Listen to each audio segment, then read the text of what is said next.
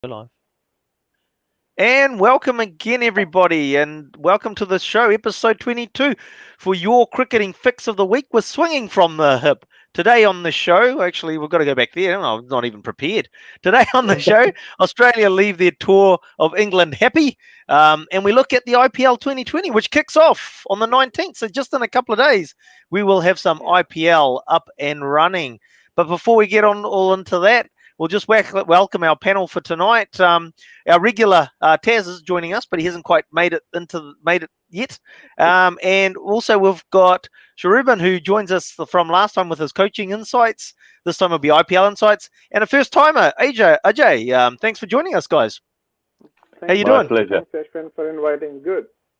Yeah, that's good. That's good. So we'll get into the review of the England Australia series and the IPL a little bit later in the show. But first into our regular features, and we're going into this week in history, and we've got 12th of September in 2005, and after a 16-year famine for English cricket, they drew the last test to win the series and regain the Ashes.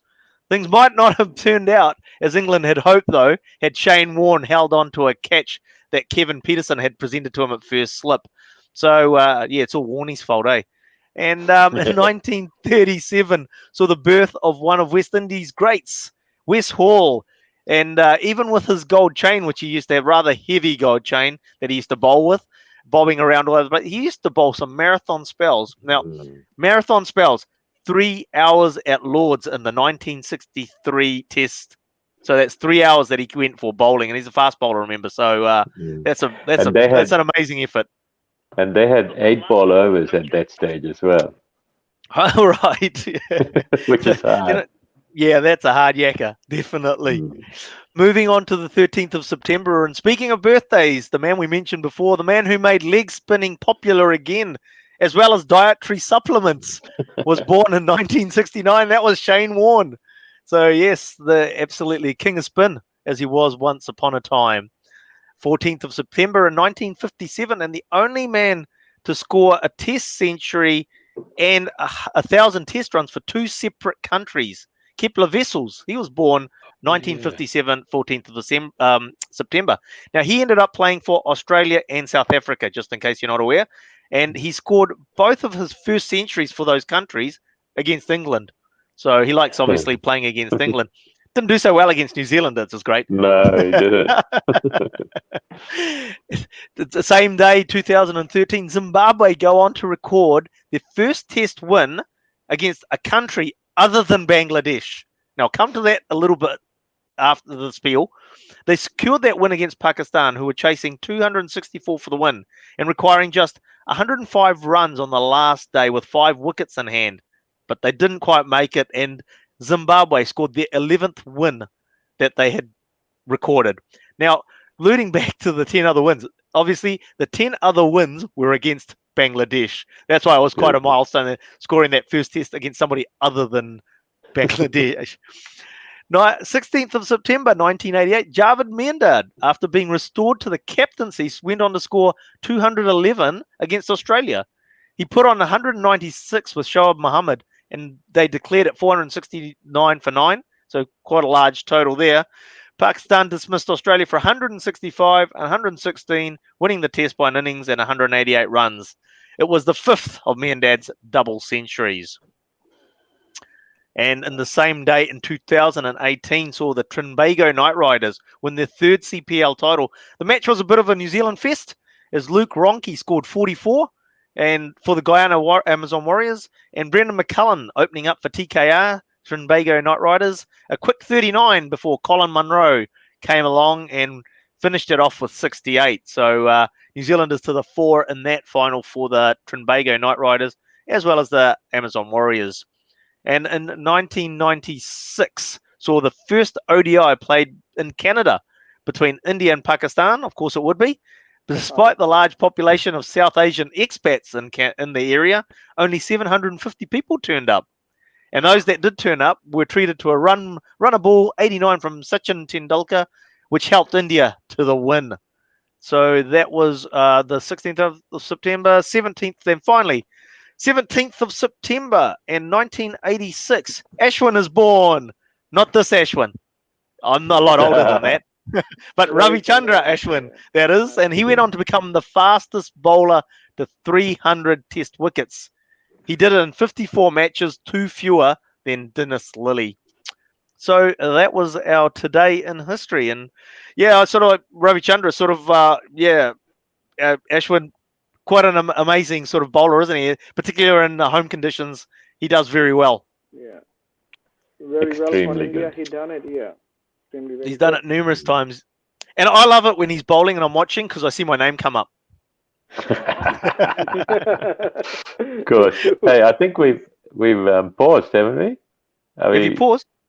Yeah, it looks like on the. Simon, are you still getting us out there, Simon? Hang on, I'll just bring it up and. Looks like we paused on my screen. Okay, we're just doing a technical check, people. So hold fire with us. Yeah. Dun, dun, dun.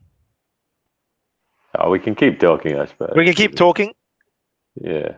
Oh, no, yep. No, we're still going. We're still going. It's just Shoruban's screen that's frozen, so that's all good. We'll carry on, people. Okay, sweet. That's right. Oh, and well, before we go to this week, the news this week, we've got Tazz joining us now. Hey, welcome, Tazz. Nice to have you on board again. Yeah, apologies, I'm a bit late. Okay, now we'll take it out of your pay packet. So anyway, we've been through what's happened in history. Let's see what happened this week in the news. And England and Australia have played out a ding-dong ODI battle, with Australia taking the chocolate this week after England got them last week in the T20s. But we'll get into the ODI series and today's match in particular after the news. News coming out as we go to air, so to speak. Former Queensland fast bowler Shane Jurgensen has extended his contract by a further 2 years for New Zealand, that is, to make him the longest-serving coach for the national side. Discussions between the Sri Lankan Cricket Board and the Bangladesh Cricket Board continue about quarantine periods after Sri Lankan Cricket Board extended the quarantine period from 7 to 14 days. BCB has pointed out that their players can't sit around in a hotel room for 14 days doing nothing and then prepare for a test in a week. So Bangladesh haven't played any cricket for over 6 months, which is sort of most teams haven't played cricket for over 6 months. But they sort of have a fair point, don't they? They can't really come out of quarantine with a week's practice and expect to be up and running in a test match. No, it's going to be a difficult ask. To be fair on the Sri Lanka Cricket Board, it's their health authorities that are enforcing the local regulations that they have in place. And speaking of quarantining, Jofra Archer has spoken of the mental toll staying in biosecure environments has had on him. And now, don't forget, he also did a runner at one stage as well. Yeah, he did.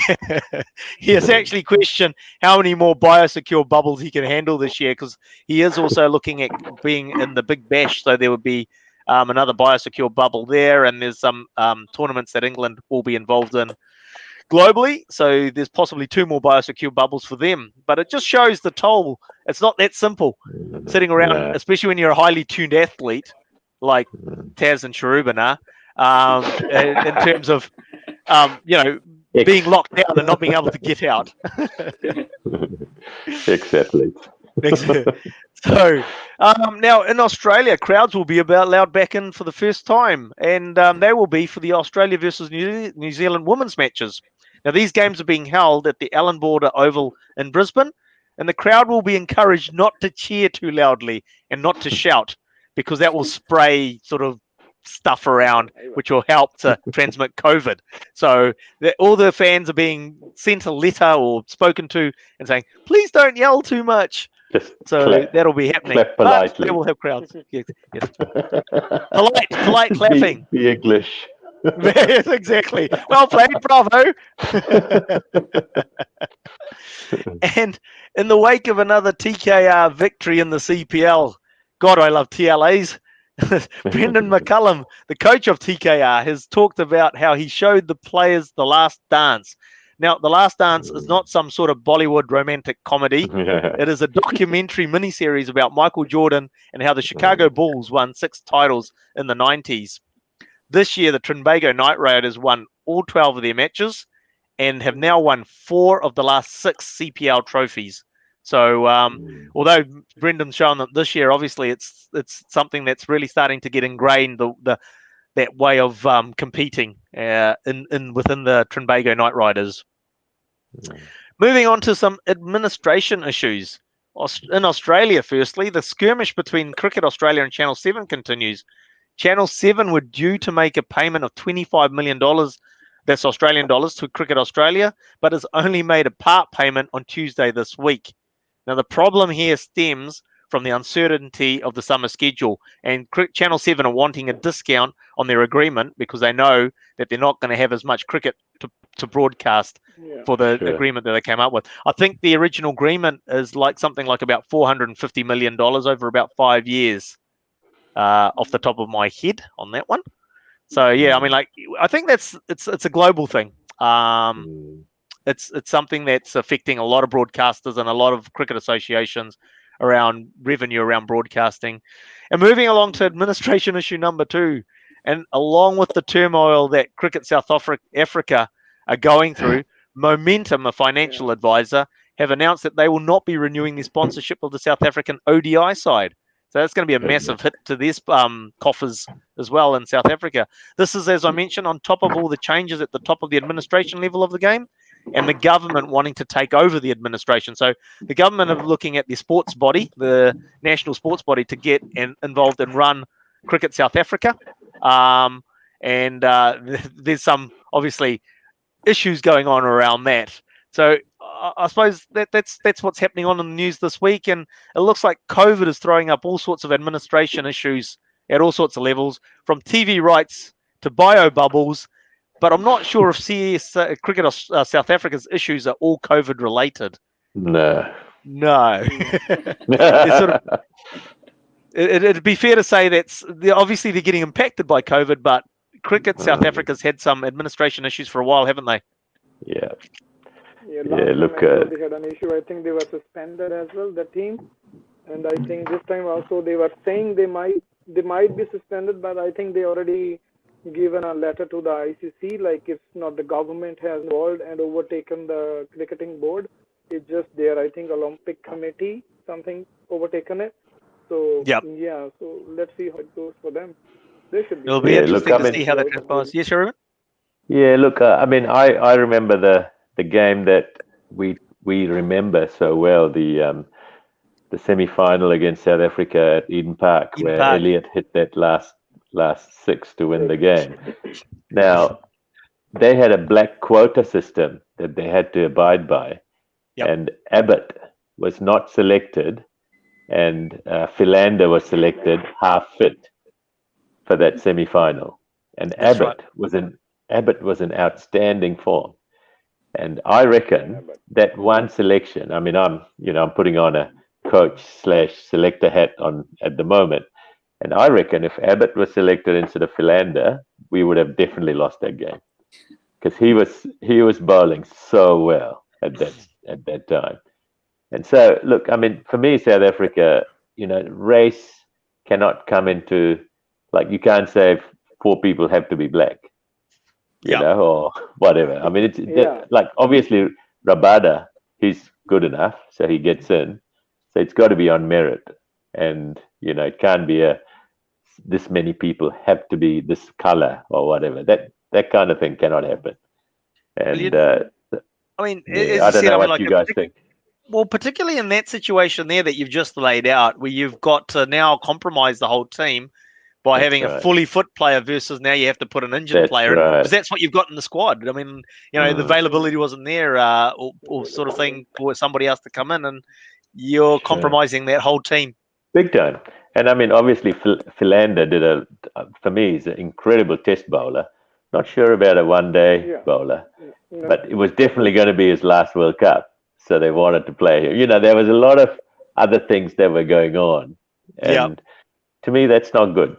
It's not good. And so no. When you got sports administration interfering with the way that your team's running. That's it. And it can't happen. So that's right. It's unfortunate. And I don't see a solution for them, because they have such deep-rooted issues That yeah, who knows? It's a difficult one. They came up with this, like, not a solution, but they came up with on average they have to play that many colored players instead of every game. So that's their solution, you know. So yeah, I know, which doesn't work either. Well, I mean, I completely agree. It's interesting I think. What's it? Sorry, you go, AJ. 7 white and then 4 the other race people have on average. I think on average playing 11 on an average. Yeah. Yeah. On average. Yeah. So. See, so if one test match you can have 2 blacks, and then the next one you got to have 6. Yeah, exactly.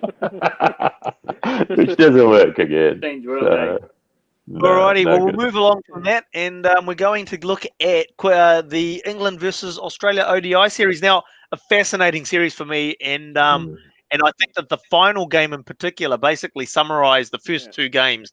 And the fact is that one team was massively on top, and then the next moment, the other team just basically comes from nowhere to win the game. And we'll go over this when we look at the final game, but it happened multiple times in the final game. So let's look at that first one. Well, just bring up, let's look at the first 2 balls of the game. well, let's look at the first 2 games first, and then we'll look at the first 2 balls. Okay. Here we go. So here's the. I'll make sure I've just got the right game here. Yes, we've got the right game here. Here's the first game that we had, and I've taken my guess. There we go. That's better. Yeah. We don't want to lose we want to have our guests on the show. We don't want them hidden.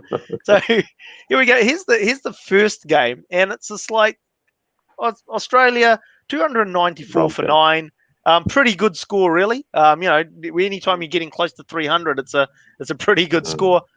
England in trouble early, but looked like they gave themselves a chance, and Sam Billings in particular coming in and with 118. Scoring 100. It was no one stuck with him on that day. Yeah, first 100, but no one stuck with him, unfortunately. Yeah, no one. Yep. We had, exactly. Towards the end, he had Besto. Obviously, had a great partnership with Besto. But then once Besto's gone, there's nothing happened, right? No. That's right. So in the game, we just got, I forgot, Josh Hazelwood was named man of the match in the first one. So we've got, there we go. So as I said, Australia getting through and winning the first one, and we move on to the second game. Here we go. This is ridiculous. This game was ridiculous. England scoring really a subpar 231 for 9, and Australia cruising to victory. Yeah, absolutely coasting. I do for the people out there. Most will know, if not all. We do a morning sports report. I'm doing the cricket news. Australia's got this in the bag. At 7 o'clock, Australia's got this in the bag, and they go and prove me a liar. How do you guys see what happened here? Well, the fact is, cricket's what I say about cricket, the glorious uncertainty of sport. And the reason I say it is because you just don't know what's going to happen till the last ball is bowled, you know. And especially these days, people are playing with such confidence and positivity that anything can happen in any game, you know. And it was a fantastic game of cricket, you know, because it looked like Aussie should get 230. The pitch didn't look like it had many demons in it, and they were going really well, opening partnership, whatever. And then next minute, pressure got to them, and I think the leg spinner did well for England, didn't he? Adil Rashid. Yeah, I'm just having a few technical issues here. I'm just bringing that up, hopefully now. So if we have a look at the Australian scorecard, effectively in the bowlers there. So the old ball to swing as well. Yeah, he got two, which was like a couple of batsmen played inside the line, and it was I think it was reverse because it was around that time where it does reverse, and they literally played inside the line and got bowled. So I guess that's sort of. Those 2 wickets he took kind of changed it a little bit. Yeah, Tazz, do you think the effect of the sorry Ajay, do you think the effect of not putting saliva on the ball, you know, to swing it early on, is that having an effect on maybe more reverse? Because you can put. What do you reckon? I mean It's weird. Like I played like cricket, domestic cricket 20 years ago, and from what I remember, because Azhar Mahmood was in our team, and we were not not allowed to put spit on the ball, so we were meant to keep it dry so that it does reverse. Right. And when I came over here, like general understanding was completely opposite.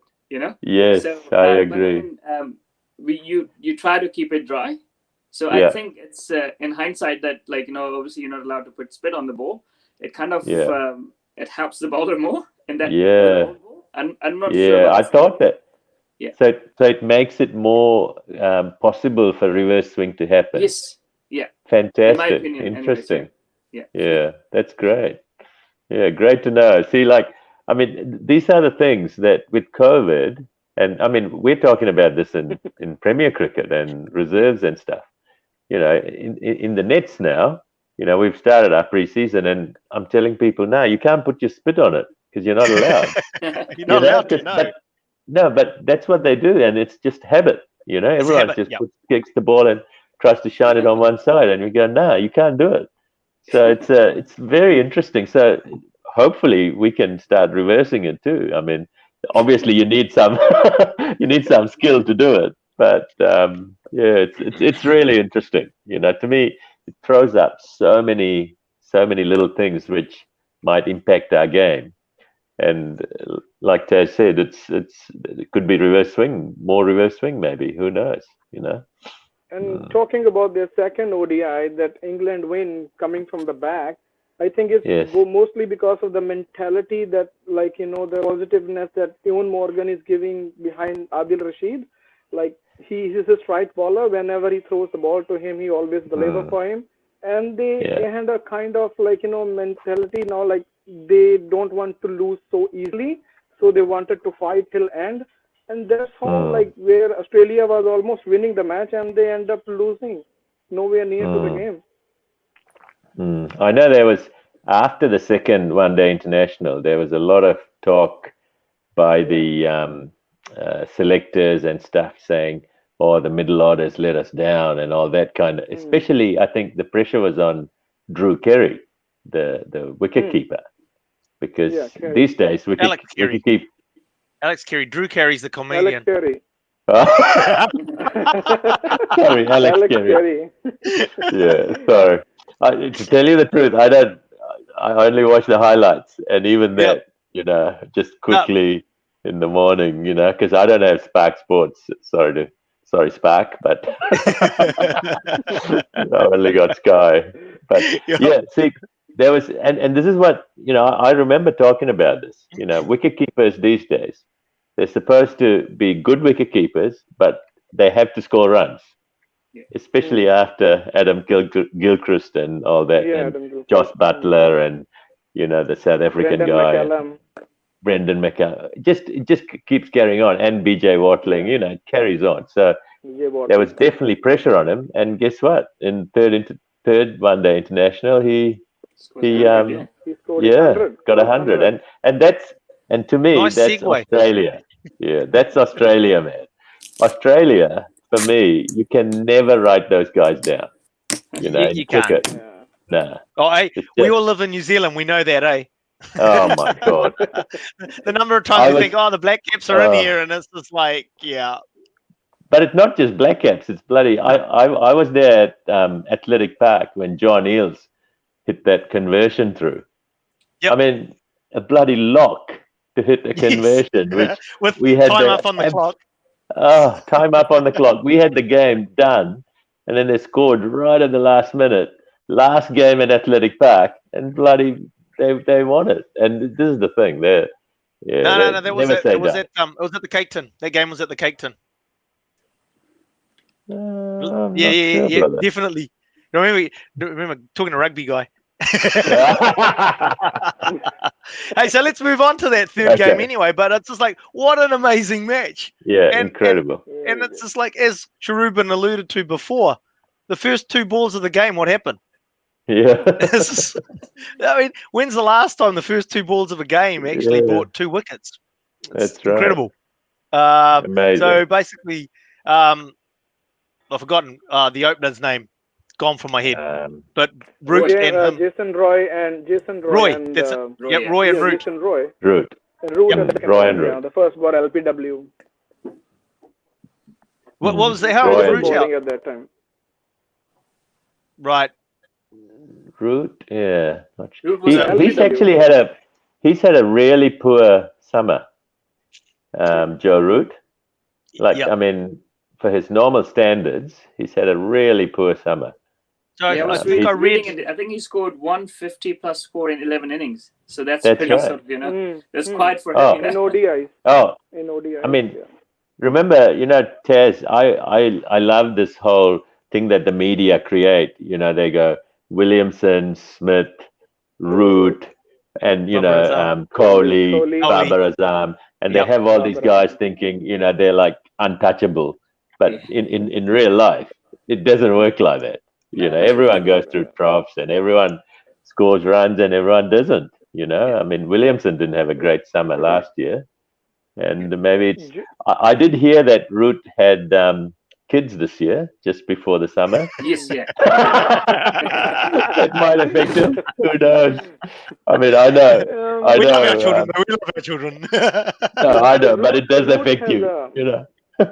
Root has a decent, I think, test series, like test the summer over there, like a decent one, but he did not have a very good ODI series.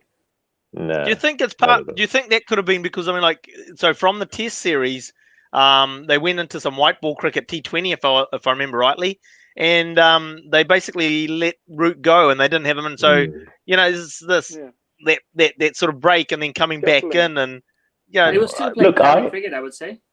He was playing county for Yorkshire. Yeah. But the thing for me, Taz, and guys, the thing for me is there's a 2020 World Cup coming, and he's trying to prove himself in 2020 because he wants to get back in the English team. And I don't know if that's affecting his run rate, John. Yeah, very true. And that could be affecting his what do you call it? Test and one day form, because he's trying to be so aggressive. And it's so different, we know that, each format of the game is so different for me. You can't, I mean, there are only a few that can play all three and play it really well. And you need such good mental strength for that to happen. With England I don't even remember the last time. I don't even remember the last time he was picked, Joe Root, for an IPL. Like, I don't remember when T20, he was last picked. No. He did. He has played a bit of T20 for England. And he played in Big Bash as well, I think. He came over to play in Big Bash as well a couple of years ago. Yeah, but not often, Taz. No. Not like every. No. Yeah, not like a Josh Butler or a.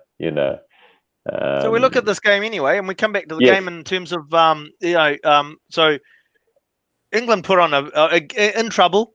And it looks like, here we go. They got 230 odd in the last game. They're going to repeat that. And they managed to, with Sam Billings and Johnny Bairstow, big partnership in the middle, and they get through to 302 for 7. And then at that stage, you sort of think, here we go.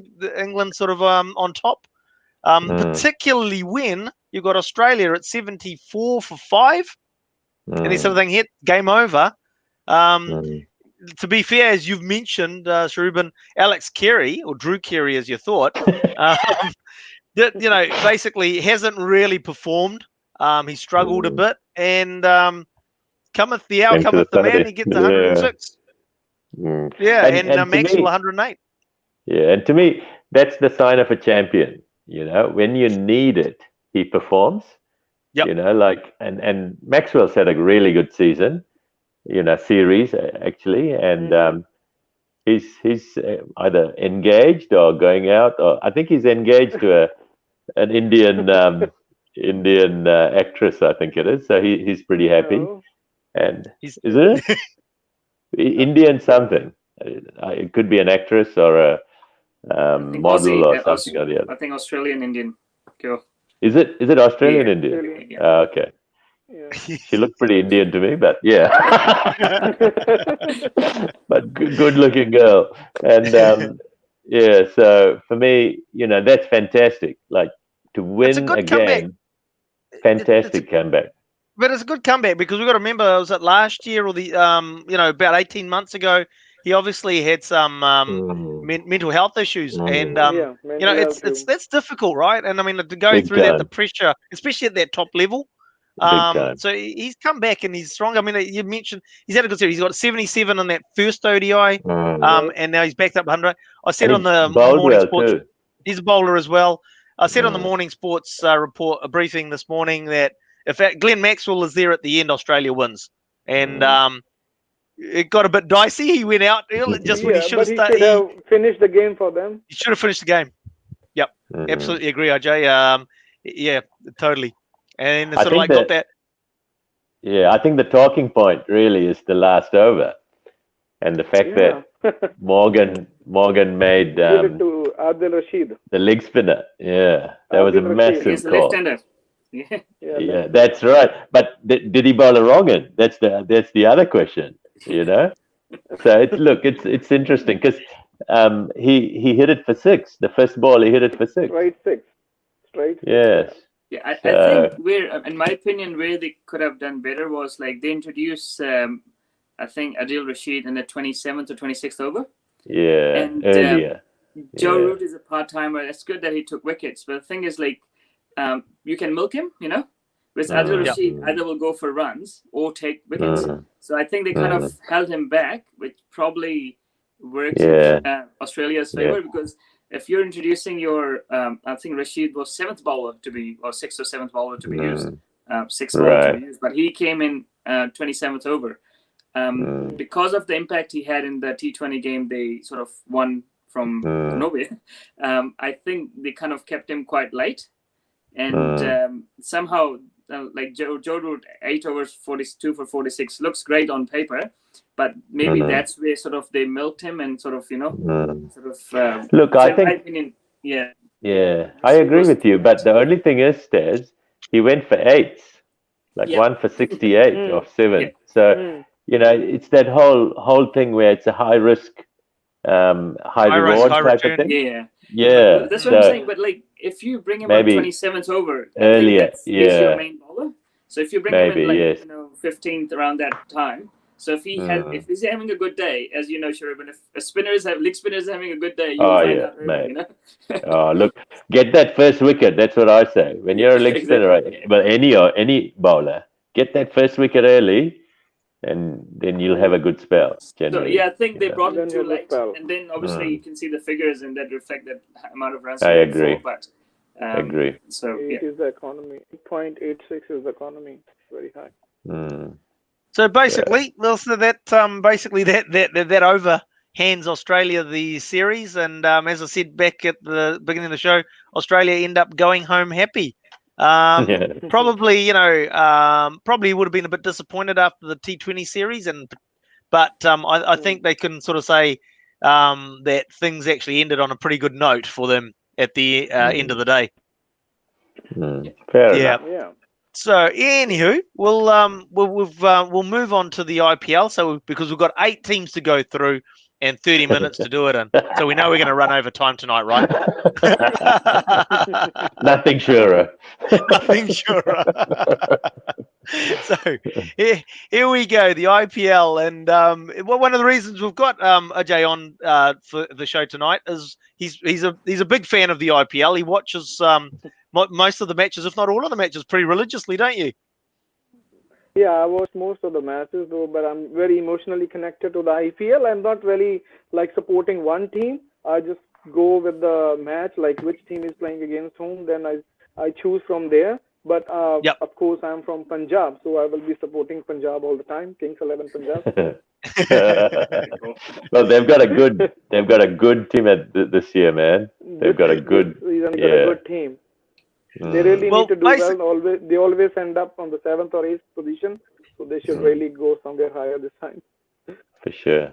So an interesting, obviously, and everybody will know this, obviously interesting that the IPL, the Indian Premier League, will not be in India this year. It'll actually be in the UAE and played at 3 venues, Dubai, Sharjah, and Abu Dhabi. And I can't remember. Do you recall? Is there going to be crowds? No crowd. I think virtual limited. Yeah, limited no, it crowd. will be virtual like posters they will be using. Stars. Yeah. Only the management team and the players will be there, but no extra crowd will be there. Same like the one in CPL and the one happened in England versus Australia series. So, sure. Yeah. Only the posters will be used there. Because they did actually play in the UAE. I think it was 2000. Was it 14 or 2013? They played 6 matches. 14, and when they were having an election in India. Yeah. That's 14. The one. And I think Kings 11 did really well. They did really well. They were having very good season in UAE, and when they came to India, they stuffed up again. and this is the thing, they might get and they might get confidence from that. It's just so weird how cricket is. Some people, some batters especially, I think, they go to a certain ground and they go, I'm going to score runs today because this is my ground. That kind of thing. It's just weird like that. So you never know. It might be Kings 11's here. Who knows?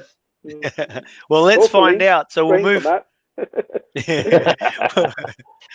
Mate, get those pujas in. Right. Anywho, so here we go. Moving in, we've got Chennai Super Kings first up, and we look at their squad. Let's look at, so obviously we've got 4 or 5 minutes each, otherwise we'll be here till midnight. We'll go around the table and we'll just sort of say a couple of the players that you sort of think are key to the Super Kings. Ajay, we'll start with you on this one.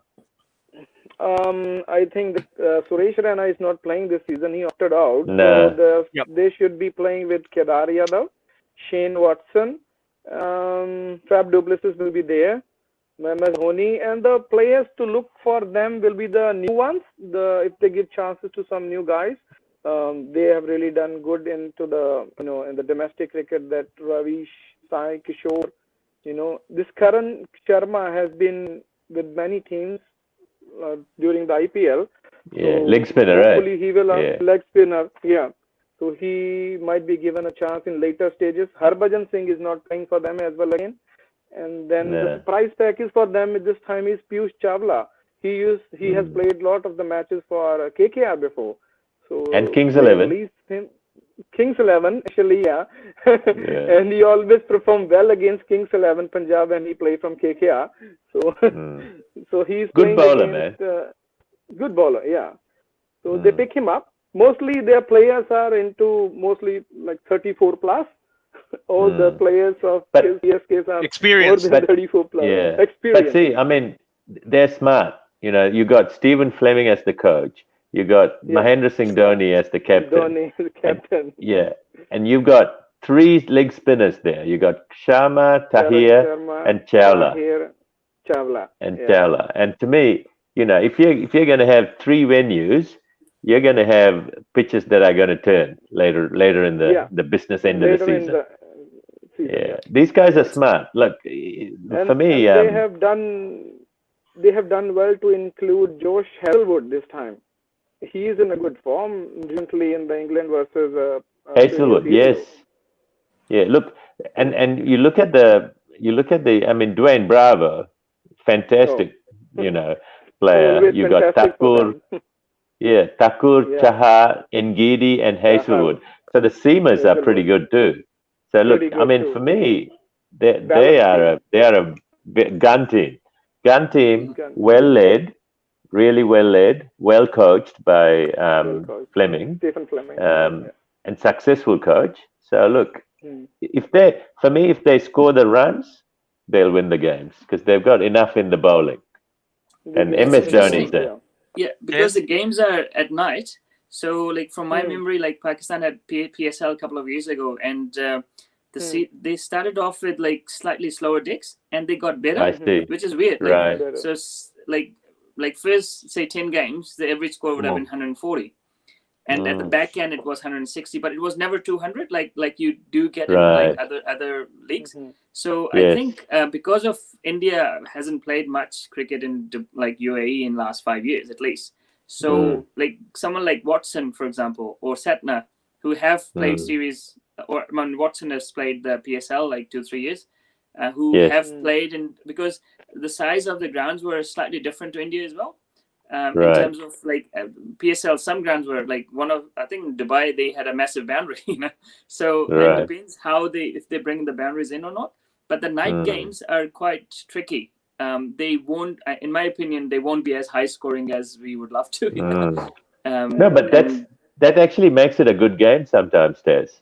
It does, it does, Yeah, like 140 to 160, anything could happen, Like, and do you think, Tazz, there will be any dew factor in any of the 3 grounds?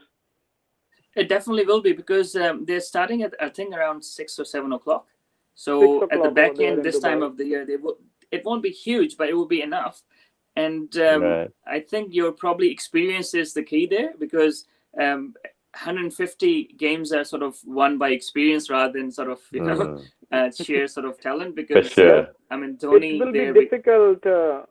it will be difficult for the spinners in the second inning to grip the ball, though, if there will be much dew.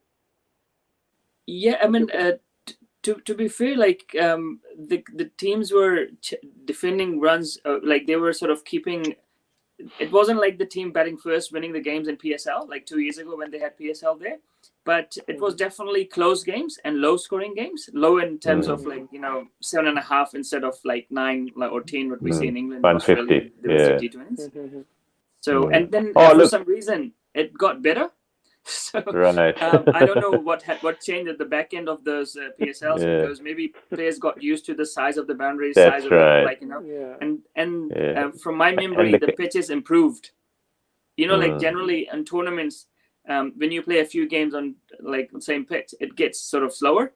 And so with last PSL there, 2018, it was other way around. The pitches were slower, and they gradually picked up the pace. So, interesting. Which is weird, Yeah, see, this is the thing. I mean, I'm pretty sure, when I think there's a very interesting podcast with Ian Smith and Mike Hesson.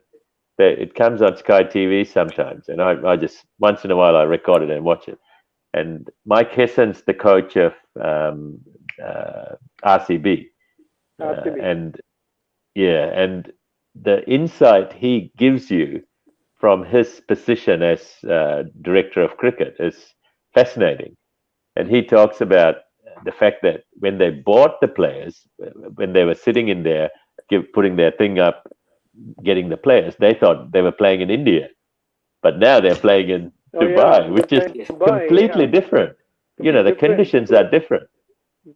So now they've got to adapt their thinking to how do we, with the squad we have, how are we going to possibly make that the best use for this conditions, which is very interesting. And I mean, I don't know UAE. I think normally they buy the player according to their own home conditions. Like RCB will look into their own home ground structure and their home condition. They buy according to that. And when this, I think, auction happened, it was in November or December 2019, and there was no COVID and nothing, and they were just very prepared to do the buying according to that condition. No, very difficult. Look, let's come up with a number out of 10 for Chennai. Like the possibility of winning. Like, what do you guys reckon? That's why you guys are on the show. It's you three. Yeah. I'll start because I love Chennai, especially the fact that there's Mahendra Singh Dhoni and Stephen Fleming. To me, two beautiful cricketers and great minds. So I'd go 8.5 for me out of 10. I'll go 8. This time. Yeah, I mean, like I don't want to go away from you guys, but what I'm trying to say is the Dubai and UAE pitches, although like it's like Asia and like flat dicks, but I think the fast bowlers do better there, and like because the high profile overseas they have, I don't know how many overseas fast bowlers they will play. So keeping that in mind, I think will be around 6 to 7. Right, interesting. Yeah, look, I mean, who knows? I mean. Yeah, I mean, for me, we better move along. Yeah, we better go to the next game. Team. I'd like to run out of everybody will be sleeping. So Delhi Chapter. we're going on to Delhi. Here we go. So this is come on, Delhi. Delhi. And it's just like we've got Simon in the chat room, so it's his Come on, team as well. Simon. So. This is our team, brother. So here we go. Taz, you want to kick us off on this one? Who are the players there that you see that are gonna light it up for the Delhi Daredevils? Oh, look at that! I guess Jason Roy. He's played. I think he's played. He's all not the playing, brother. PSL. He's not playing. He's not playing this year. He's not playing. Oh, that's a shame. Yeah, who else but still good there? team. It's a strong. I'm just trying to figure out who has played T20s in Dubai, and I can't see any names there. You know, and that's a worry. You know, in that way, because like Indian players don't play in any other leagues, right? And India doesn't play Pakistan, so they hardly play in Dubai or like in these grounds. So you probably need people who have played. Maybe Alex Carey, he has played in Dubai in maybe Test or maybe in for Australia. For Australia against Pakistan. For Australia, yeah. And Stoinis as well. Maybe played 1 day for Australia and Pakistan and Dubai. Yeah. Okay, so I mean, there we go. Who are we looking for as the stars in the Delhi Daredevils? Oh, look. I guess who's going to stand out? Shikhar Dhawan there. Shikhar Dhawan on the money. Yeah. He had a great season last year. For Rishabh Pant this time again because he's the one who will be replacing MS Dhoni in T20s and 1 day internationals. So I will really look how he performed in this IPL because he didn't perform really well for the India recently. So I look for him how he's performing. Yeah, the Indian players that Delhi's got are quality. Shreyas Iyer, Prithvi Shaw, Shikhar Dhawan, Ajinkya Rahane. Just quality players, you know, like batters. And then you go down the list. You got Amit Mishra. Ashwin has been added to them. Absolutely, very good. Ravichandran Sharma, he hasn't played much of the T20s and 1 day, but he's very good in line. Very good bowler. Very good bowler now. Yeah, he's become a really good bowler with age. You know, as he's got older, he's got really good. And to me, you put Ponting in the mix. Ponting's their coach. Yeah, how can we forget? Ponting, I'm telling you, that guy does not want to lose. You know, he's just he doesn't want to lose, but he doesn't want Ashwin to mancat anybody either. Look, he told Ashwin Ranchod, I reckon, I reckon that's all BS, because I reckon if the push comes to shove, and it's a close game, and someone's doing that, he'll be more than happy to win and go back on it. He'll take the win. Absolutely. If it's to lift the trophy, the trophy, he'll say, go for it.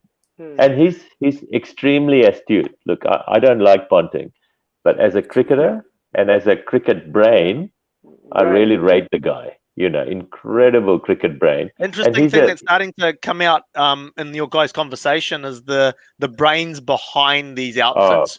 They just haven't gone for the players. It's like, you know, it's about the management, so to speak, in behind that team as well. Well, here we go. Getting the best out of that unit, Ashwin, I reckon. Yeah, that's right. Here we go. So Ajay's getting excited now because we're talking about the Kings 11. Kings 11's up. Who's going to do it for you, Ajay? This is a good team we have this time. Like, they got a very good balanced team with the Indian players as well. And so Chris Gayle is always to look for. Like, if he started to hit, then there's nobody to stop him. And but is he too old? Is he too old? Even if he play for the first 6 overs, we are okay with it. He will do damage. No, what I'm saying is his eyes too old? Is his eyes too old, Ajay? He's still all right doing. And I hope so. Rahul is playing good. Rahul is playing good for them. Quality player. Then they got Nicholas Puran, who recently scored 100 in CPL. Oh, quality player again. Extremely good player. Yeah, Maxwell said. And I even want to Jimmy see James Neesham playing. Jimmy Neesham, the niche. Yeah, he will be good because he is I think right arm bowler as well. Yeah, all rounder. So he will be really good to watch and he should be in playing 11. And then we have Chris Jordan this time. He is really good bowler in the depth overs for England. And any other like T20 leagues he played, he is good for that.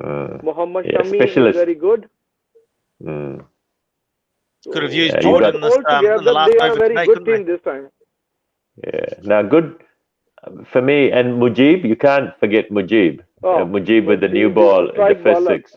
Yeah. Love it. I love the the little stuff that goes on in his fingers. It's unbelievable. Yeah. It bowls pretty much wrong-uns, and these ones. It just love it. The deception really gets me. The CPL was so good to watch because especially even they got Deepak Hooda this time, and then he has played, I think, really well for Sunrisers Hyderabad. The games he played, he can hit a ball really hard. He can do a little bit of bowling as well, but as a batsman, he can score runs. He can hit the ball. Hey, we have to rewind the tape a little bit. You guys didn't give a rating out of 10 for the Delhi. What's it? Delhi. Yeah. Ooh. Yeah, I'm going to go 8. I'm going to go 8. Delhi is a good team this time, so maybe 8. Yeah, 8 will be good for them as well. Okay, so we've got Tazz is the hard marker. He's the hard marker. I think with Australians there, and because Australia has been touring a lot, so I think their overseas would have good knowledge of the conditions. So definitely keep them 8 or 9. Just based on that sort of because Indian players obviously don't play in any other league. So and there hasn't been any. So they haven't played any cricket, but Australian players for last few years have been like playing in either PSL or against Pakistan. So and with Ponting there, so I would say 8 or 9. Okay, and now so we'll keep it moving along. For the Kings 11, what's our rating on our Kings 11? Ajay, we'll let you start because it's your team. This time I will be giving them 9, so I find them really balanced team. They have like good players in them, so I'll give them 9. So hopefully they perform according to that. I'm going to go 7.5. I don't. Yeah, I mean, I like them, but I'm just think Chris Gale could be a little bit old. Mandeep Singh, hit and miss. Karan Nair, good player, but not consistent enough. Agarwal, very good. I like Agarwal. Maxwell, very good. Nisham, you never know what you get from him. So yeah, I'm going to go 7.5. Tazz? Yeah, I mean, what I would think is especially first half of the IPL, if they're playing similar grounds to PSL, you gotta be good player of fast bowling. And Chris Gale struggled. Chris Gale struggled actually in PSL because guys could get it through. And there was 2 pace as well. So I would say 6 maybe, just based on their top order. Might not be as strong as Shoruban's right, man. You're hard. Yeah, he's a hard mark. I just hope I never get marked by you. Okay, I hope I never get marked by you, Tazz. Hey, who's the coach? For the Kings 11 Punjab, only 6. Yeah. Who's the coach of Kings 11? Do you guys know? Okay, Will. Kings 11, Anil Kumble. Okay, hang on. I'll bring it. Yeah, there we go. Kumble, you're right. Team. Yep, KL Rahul and Anil Kumble as team I'll coach. make it 6.5. He's an intelligent guy, Kumble. Yeah. Oh, Jumbo. Hey, good job, good old Jumbo. Here we go. So we're coming up to the Knight Riders. So again, we talk about Brains Trust behind the scene. I tell you, the man that's just taken TKR to the CPL title. Yeah, Brains Trust here. How are we going to see the Knight Riders in the IPL version? I tell you what, some good players there. I don't see too many top. Tom Benton. You got Owen Morgan. Yeah, but top order players. I can't see that many, man. They even let go Chrislin as well. Is not playing for them, I think. No, Chrislin. No. Look, I really like the way what's his name? Sunil Narayan. God, no, he played for KKR a lot. The right-handed opener, played for India years ago. Got a Robin Uthappa? Robin Uthappa. Robin But Uthappa. He's not playing for them. No, and to me, he would really suit. Like you look at all the people here, and he would really, because you look at who's going to open, like Shubman Gill. Like I don't know. Shubman Gill will not. They might give him a chance, but he should not open. Oh, Narayan. Yeah, but who's going to open probably? Who? Sorry. Narayan. Yeah, he has been opening. He has been opening. Yes, he has been. Yeah, Tom Benton. He's an opener, and he's a good player. I really like him. But when the ball's not coming on, as you said, Tazz, you never know. These guys are, for me, really hit and miss. Some very good bowlers. You got Pat Cummins, you got Ali Khan, who joined in, Lockie Ferguson. Narayan. I'm going to chip in here as someone who really doesn't know these players as well as you guys do. And I look at that squad and I see big gaps. You see them in the bowlers. You can see names in the bowlers. But when you look in that batting lineup, you sort of think it's a bit light. Yes, I agree. I completely agree. But look, I would. Andre Russell had a great season with the bat last year for them. Yeah. So I guess they're kind of looking for him and Narayan, like all-rounders, to chip in more than other teams. But that's tough, man. They're not specialist batters. You know what I mean?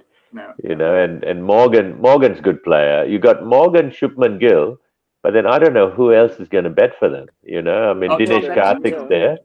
The consistency. Batting's going to be a concern. All right, let's give him a ranking. Let's give him a ranking. Who's the coach, boys? Do you guys know? Brendan McCallum. Oh, no. McCallum, of course. Oh, McCallum. Yep. It's interesting that he's picked that squad. Look. They picked up according to the Indian condition, no? So they are maybe. So it's difficult for them. Maybe. But look, these bowlers, that Kamlesh Nagarkoti, Shivam Mabi, they are the ones who win the T20 World Cup or T20 ODI for India in New Zealand, the ODI World Cup. They were the bowlers. Say the name again? That Kamlesh Nagarkoti, Shivam Mabi, and Prasidh Krishna, if I'm not wrong. So these are the 2-3 bowlers. The under 19. The under 19 guys. Yeah, under 19. Oh, I see. See, I don't know any of them. Like, I don't know any of those guys. I've seen them playing in under 19 only because I think Prasidh Krishna was playing last year as well. And Shivam Mabi was playing as well, but Nagarkoti was not playing because of the injury. But he played very good cricket in the under 19. He was their main striker bowler. India had a very good under 19 team. Yeah. Yeah, and they win as well here. Yeah. Alrighty, guys. Look, ranking, for me, please. 7. 7? 7 for me. Oh, I'm really worried. If you're giving a 7, what's Tazz going to do? Yeah. Before you I get reckon it's going to be a 5. What are you ranking them at? To be honest, like with Cummins there and Lockie Ferguson, and knowing that I've watched PSL like a couple of years ago and before, those bowlers will make a huge difference. Like in terms of like if you've got quality fast bowlers in those conditions, although they're like batting tracks or known to be batting tracks, I think they probably would do better than like sort of what I think anyways. So I would say they would be up there, like 7 or maybe 8. Oh. Whoa, that's just based on their curve ball. 2 fast bowlers. Fast bowling, If they're both fit, we'll be surprised. But then, see, this is where it gets interesting. We can only play 4 foreign players. That's right. Yeah, exactly. You can only play 4 foreigners. So if you play, Cummins, Russell and Narayan will always. See, this is what I mean. Cummins, Ferguson. If you play Russell and Narayan, you can't play Benton. Morgan. Can't play Morgan as well. And Morgan, so to me that is tough. I would say, like, in sort of like knowing what happened in PSL, you definitely pick your best bowlers like in terms of overseas, because like Chris Gale, Chris Lane, these guys struggled against fast bowlers, and those are meant to be batting tracks. So I would say if they don't pick Lockie Ferguson, I would be surprised, But look, Lockie became such a good bowler, especially after that World Cup. Getting wickets with slower balls, back of the hand, hitting top of off stump. I mean, you can't get better than that. So it would be interesting who they leave out. I agree. I still reckon that you really need to have some score over there on the board to defend it, even if they got these two bowlers, because you can only bowl 4 over. So if they bowl 8 over and 2 over gone bad from each side, so they really need to have some good batting, especially on the top of the order. You cannot play with the middle order all the time. So I don't think so. They have picked up a very good team as of now. Nah, what's your ranking? Because we haven't got a ranking out of you for this one. I'll give 6 to them this time, because they were good before all the time they pick up, but they don't have openers. No, they don't have really good openers. No. Oh well, here we go. We're moving on. Yep. Yeah. No, I was just going to say. Yeah. The thing for me is, Brendan McCullum. I mean, if he can make this team a good winning team, then for me, he's a really good coach. He's got to show him the Jordan video, eh? Yeah. Show it to them again, Because, their starting 11 would be the interesting one, who they start with. I agree. Overseas players. Here we go. We're going to the Mumbai Indians, fellas. The Mumbai Indians. And according to the chat room, the favourites, eh? But anyway, let's go into it. Who we got there? What do we got? Oh, they look. Got good team. Fantastic team. And they mostly have a very good all-rounder, like this Pandya brothers and this Kiran Pollard. Now they have added even that Shane Rutherford. He is a good batsman and a bowler as well. Surya Kumar Yadav, he is a good batsman up on the order. Rohit Sharma, he can play on the opening, he can play in the back for them. And look, I mean, very good squad, but you look at Malinga, McClenaghan, are they getting too old in the tooth? I mean, Malinga is not playing this time. Malinga is not playing. Oh, you're right. Malinga is not playing. McClenaghan, Kulkarni. They picked up Trent Bolt this time.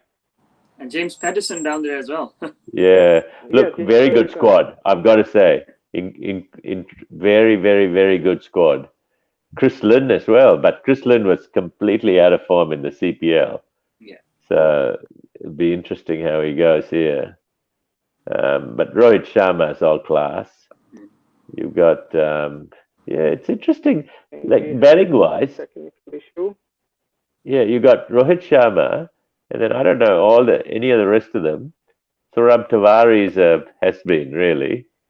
Pollard, Pandya, they're sort of middle order players. Got finishers, they've got finishers, but apart from Sharma, first 10 overs. No, so you do this as a batting strategy, right? You got one end will basically rotate the strike. Sharma's going to have a go. The guy that's rotating the strike's got to make sure he stays there. Sharma's getting the wheels going, and then later on, and towards the end of the innings, the middle order's coming in to try and hit it all around the park. Oh, we lost AJ by the looks of it. Yeah, we have.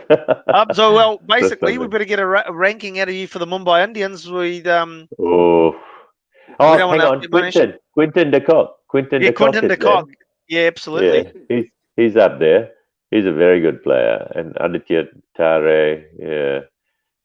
So, look, I mean, these guys they've won it 4 times, and to me, who's their coach, by the way? I'll tell you in a sec. Where's it gone? Mahela Jayawardena. Oh, see, canny operator. Really, really smart guy. So look, now I'm going to go big on them, because to me, Sharma and hey, brother. Some technical issue. I don't know what happened. The coach from Mumbai is Mahela Jayawardena. Yeah. Yep. So look, For me, yeah, I'm going to go 8.5 because I really like what they bring. Yeah, look, I like what Mystery said there. They lost 6 games straight and they won the IPL because they peaked at the right time. Yeah, they did. Unbelievable. And you know, for me, their Ishan Kishan is also good for them. So they had a very good player. Very good team. Yeah.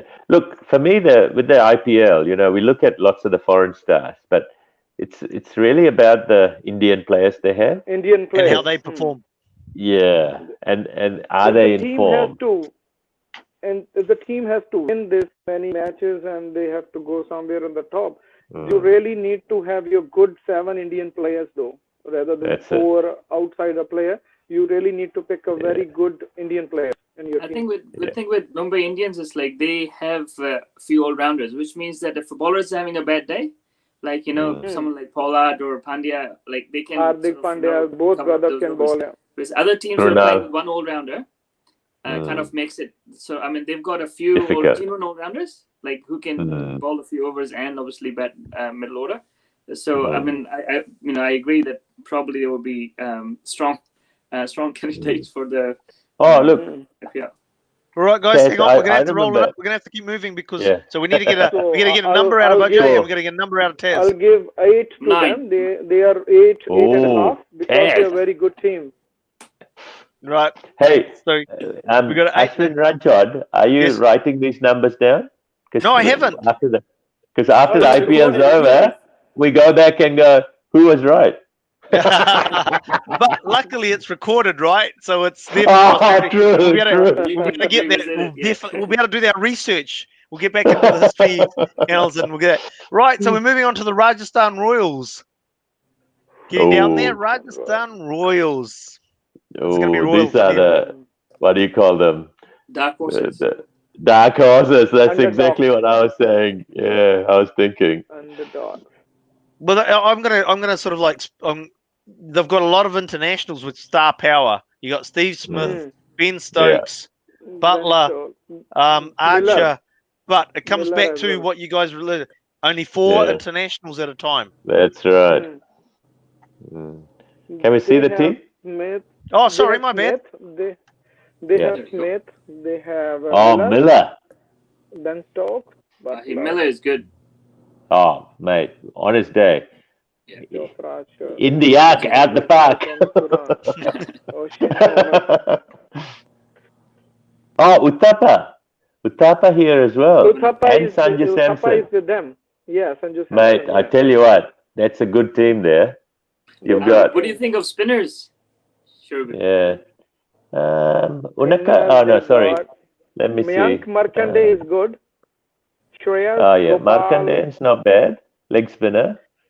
Yeah. If he's good, so just gonna check in there. If Markande is good, he's picked him up cheap. Picked him up very cheap. Who, brother? I think the spinners probably, to me, are relatively unknown, you know? Yeah. And I agree. do look up for spinners around, so keeping that in mind, I think like spinners probably. Yeah, Mayank Magarwal, sorry, Mayank Markande and Shreyas Gopal, good leggies. They're good leggies. Yeah. If they get their length right, they're good leggies because they've got lovely wrong ends. Rahul Tewaria has played well for Mumbai Indians. I agree. The first match, I think 2018, when CSK came back, he had I think Dhoni out cheaply, and I think he had 3 or 4 wickets in that match. Yeah. No, he was top wicket taker for quite a long way of the season. For a while over so there.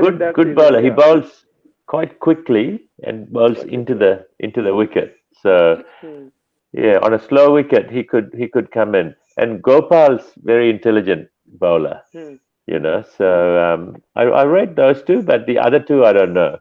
Question: does anybody know if Ben Stokes has actually made it over there? Yeah, good point. That's what we don't know. I was also looking for it that he has made it over there, but I think he hasn't made it yet. Maybe I don't think he has. Yeah, I don't think he has. I think it's his father. His father's sick. Yeah, very sick. Yeah. So I mean that's gonna affect him. For the Royals. Ooh, Royal rankings. Far out. These guys are good, bro. I'm gonna go 8.5 again. That's my average. Dude, you're giving everybody 8 and 8.5. He's the good guy. Talk about Look, Next. I'll give them. What do you reckon? 8. They are good team. Even like Manan Vora can open for them. He has been doing it for a Kings 11 Punjab before.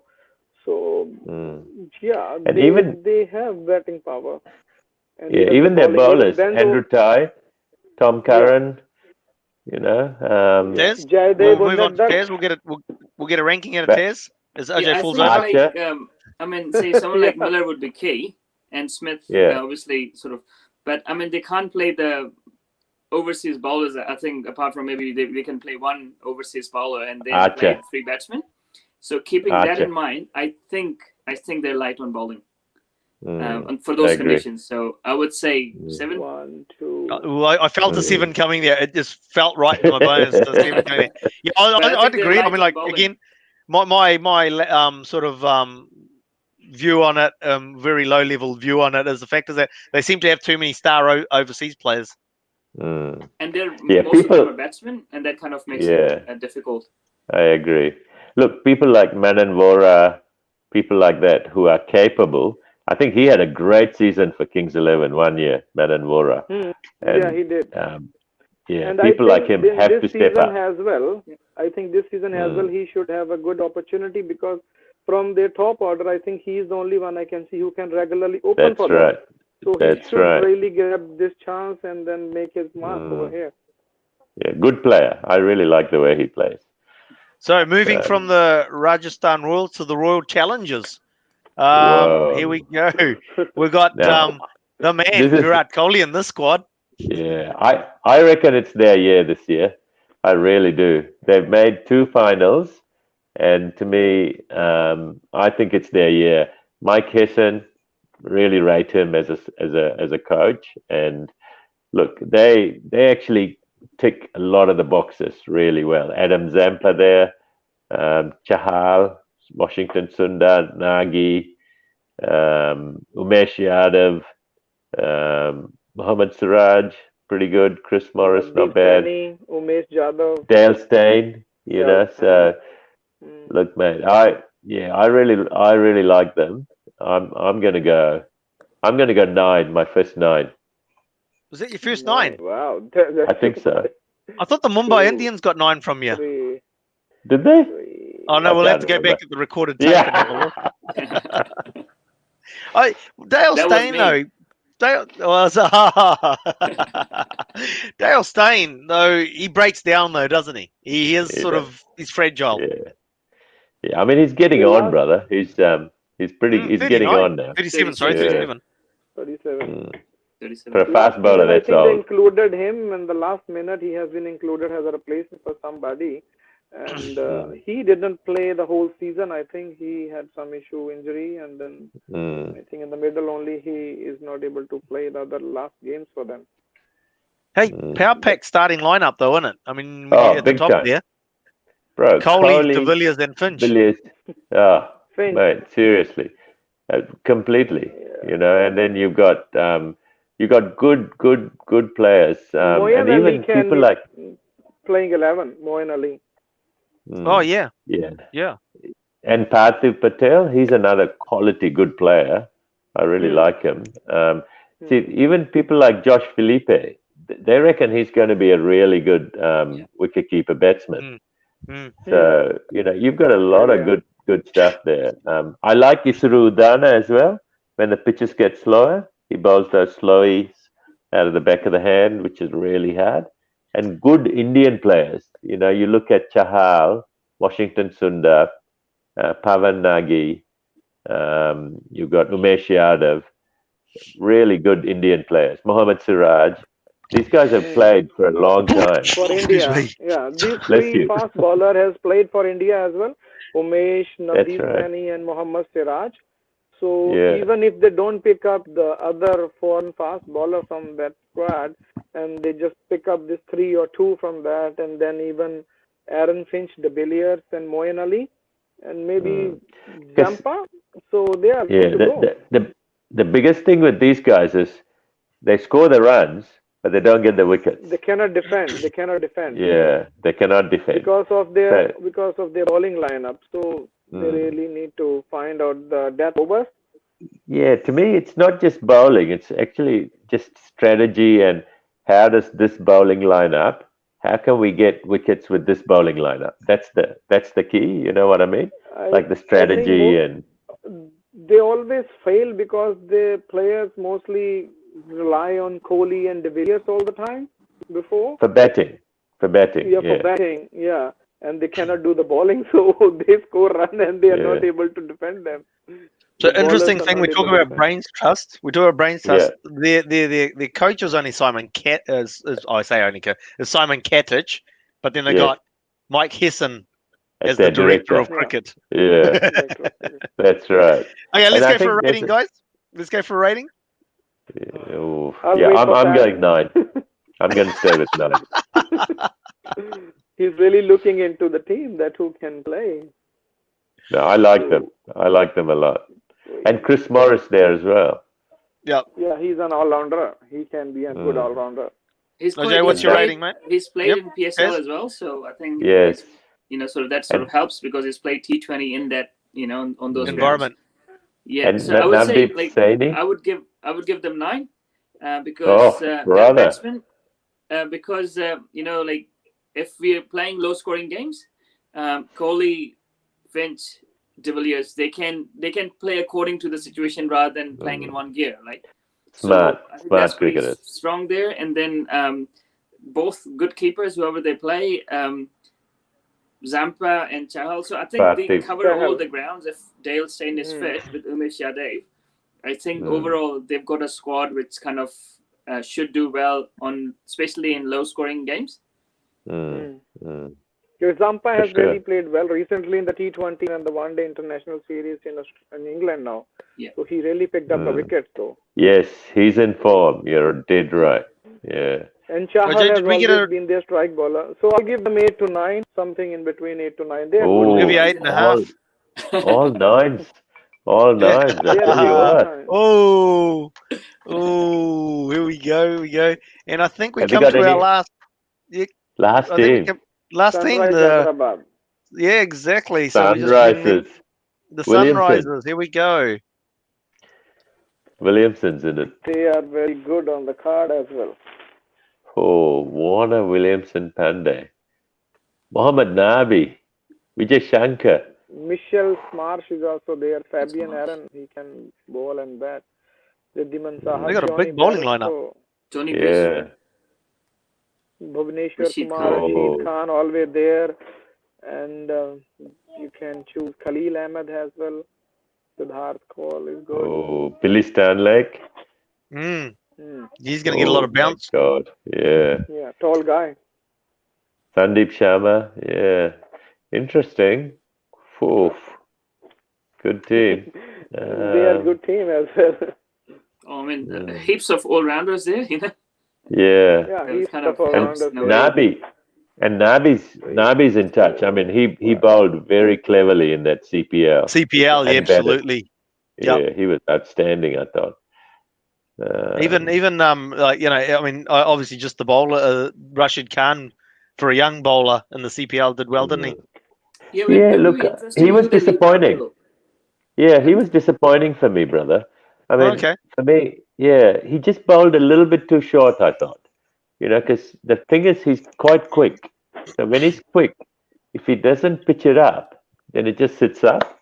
And especially on slow tracks, it's very easy for people to just sit back and go, boom. And now people kind of do that to him. Like as soon as there's a slow track, I agree. In the crease. Yeah.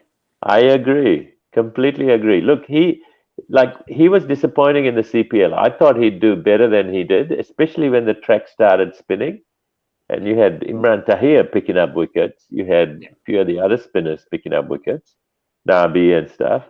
And he didn't do as well. So, but having said that, he's the kind of, Rashid Khan. But having said that, to me, he's the kind of competitor, like he's a real competitive animal that he's going to, say, this is my tournament, and he's going to go hard. Tournament, yeah. Well, it would be interesting who they pick, though, as their overseas, because you would start off with Kane and David Warner, for sure. And then you've got Nabi and obviously Bairstow. Nabi will be there, because he's been in good form. Maybe they will be missing with the Nabi, because in the last season as well they were not playing with him initially. He has to wait a lot of time. But it was in India. I hope you got to pick him. But it was in India. But so you got to play match lately. Yeah, for me, when you pick teams in the IPL, you got to almost pick the Indians first. People like Vijay Shankar. You got to pick Vijay Shankar. Vidaman Saha,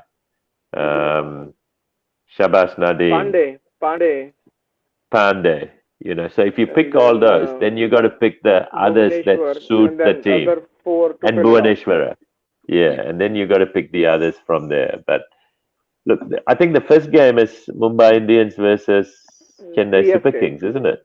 Yeah. CSK. Yeah. Second is Delhi versus Kings 11 Punjab.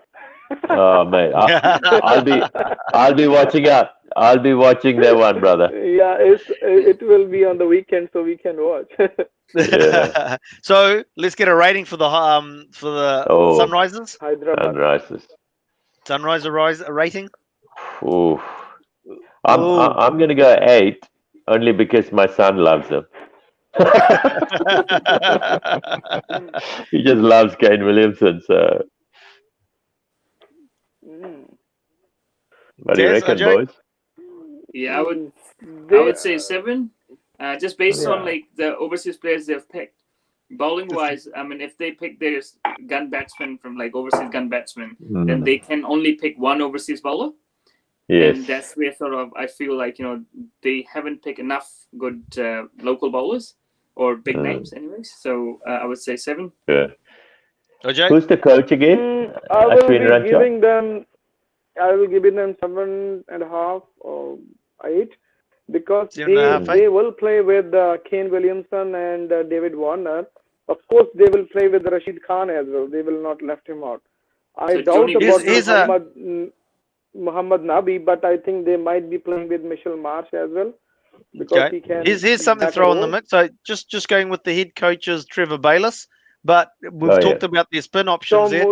Their bowling coach is Murali. Oh, interesting. There we go. Even their mentor is, I think, VVS Lakshman. Right. Okay. Yes. Yeah. Yes. VVS. Yeah. So there we have it. They have performed well all the time, though. They haven't disappointed in their season. Oh, look, looking into this, so. Yeah, for me, Ajay, how well they performed, they should have won more than one IPL. Do you know what I mean? Especially when Tom Moody was coaching them, he was tremendous for them.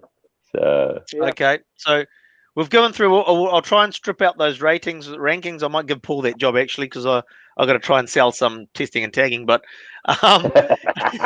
so basically, let's pick a winner, guys. Let's pick a winner for the IPL, whole IPL. Yep. Yeah. For me, it's hard to go past. Indians. No, for me, I reckon it's going to be a new one. Then I think it's going to be Royal Challengers Bangalore this year. The Royal Challengers. Ajay, Tazz, or are you going with are you picking the Indians, Tazz? I think the two Mumbai Indians and RBC are the two sort of will be. I think will be the two top ones, but we'll see. Yeah. Yeah, I think as well. RCB should be in the final this time, but Mumbai Indian is there, but I should be with Mumbai Indians or Kings 11 Punjab, but not CSK. Ajay will never let Kings 11 Punjab go by.